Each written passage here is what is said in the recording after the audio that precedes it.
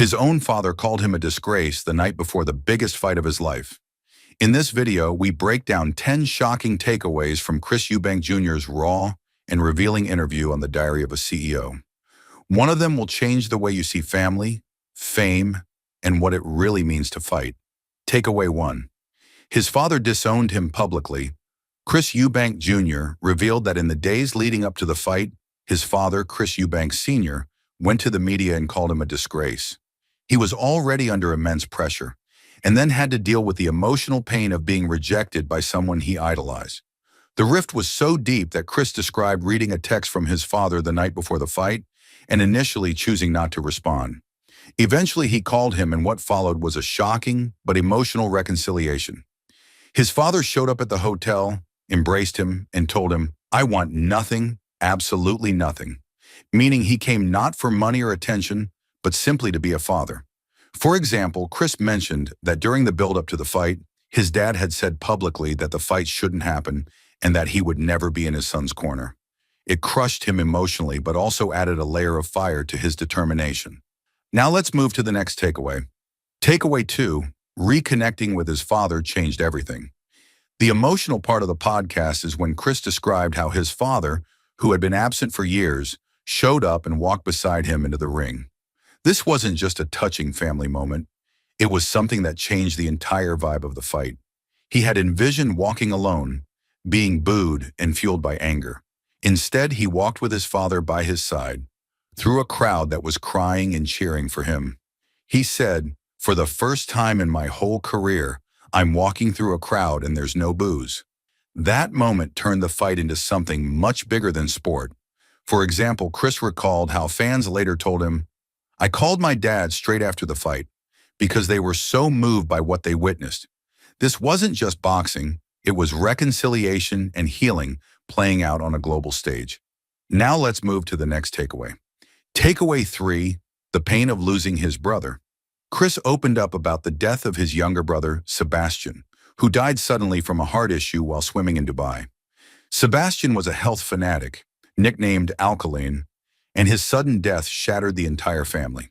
Chris admitted it changed how he views life and forced him to stop wasting time with unimportant things. The most emotional part came when he spoke about raising Sebastian's son Raheem as his own. Chris said he never wanted kids before, but being with Raheem made him want to become a father. For example, Chris described how Raheem asked why his father doesn't take him to school and where his dad's office is. These innocent questions from a child cut deep and became the fuel Chris used to survive the toughest moments of his training and the fight. Now let's move to the next takeaway. Takeaway 4. He fought Conor Benn while dehydrated. One of the biggest revelations was the extreme physical sacrifice Chris made before the fight. He had to follow a rehydration clause that limited how much weight he could regain after the weigh-in. Normally, he would rehydrate back to around 175 pounds, but for this fight, he was capped at 170. This restriction took a massive toll on his body. He described being so dehydrated that after the fight, he was hospitalized for 2 days, couldn't urinate despite having a full bladder, and his face puffed up from fluid imbalance. For example, he said, "They had to hook me up to IV drips, and even then, I couldn't pee. My body was holding on to every drop of liquid." That level of suffering showed the brutal reality behind what looked like just another glamorous boxing match. Now let's move to the next takeaway. Takeaway 5. He was paid 8 figures for one fight. Chris didn't shy away from talking about money. When asked if he made 8 figures for the fight, he said yes. He also revealed that the Saudis agreed to his first offer without negotiation, which surprised even him. "I should have gone higher," he admitted. "This shows how boxing at the highest level is as much about business as it is about fighting."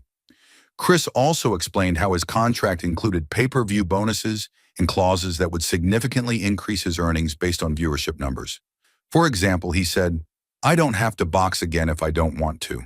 That gives you an idea of the scale of his earnings from just one event. We're halfway through the video. Thanks for sticking with us. If you're enjoying it, hit the thumbs up and share it in your WhatsApp groups. If you'd like to support us, please tap the thanks button below. It helps us keep making great content.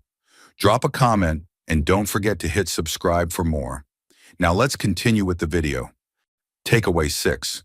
He still refused to shake Benn's hand. Despite fighting his heart out and being impressed by Conor Benn's performance, Chris refused to shake his hand. He said he couldn't respect someone who failed 2 drug tests and never admitted to it. He likened drug cheating in boxing to attempted murder because fighters put their lives on the line, and any unfair advantage could be deadly. For example, he said, "I can forgive a lot, but not that. Not when someone steps into the ring with chemical weapons in their system." This statement underlines the seriousness of drug use in combat sports and the personal code of honor Chris lives by. Now let's move to the next takeaway. Takeaway 7, he was mentally broken before the fight. Throughout the podcast, Chris hinted at the mental battles he was fighting. From the public criticism by his father to the pressure of making weight and personal grief over his brother's death, he carried enormous emotional weight into the ring. He revealed that when his trainer told him to stick to the jab in round 8, he responded with, "It's too late." That simple line reveals how he had already shifted into survival mode.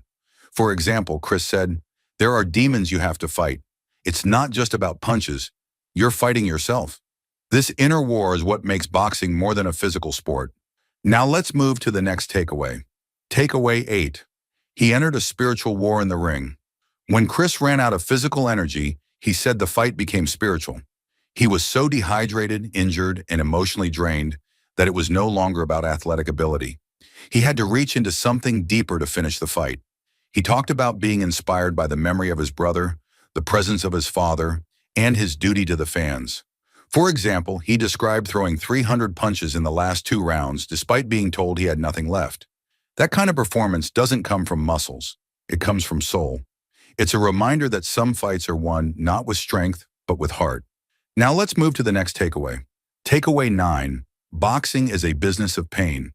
Chris explained that boxing at the top level is full of traps. Fighters deal with promoter politics, media drama, weight games, and even sabotage. He talked about being fined $1 million for being slightly over the weight limit, having to use gloves that weren't in the contract, and people trying to enter his changing room to disrupt him. All of this is part of the business. For example, he said, "Every trap they set, I saw it, I went around it, and I kept moving forward." This reveals how mental toughness and awareness are as important in boxing negotiations as they are in the ring. Now let's move to the last takeaway. Takeaway 10, he still wants to fight again. Despite everything, the injuries, the family drama, the massive payday, and the emotional breakdown, Chris still wants to fight again. He said he's sick in the head because he loves putting himself through hell just to see if he can survive. That's the mark of a true warrior. For example, he said, "Even after all of this, I can't wait to do it again." This shows a mindset that isn't driven by money or fame, but by the thrill of the challenge. Chris Eubank Jr. is not done yet. He wants the rematch with Conor Benn, a fight with Canelo, and to settle the score with Billy Joe Saunders. That hunger is what keeps legends alive. Here is a brief introduction about Chris Eubank Jr.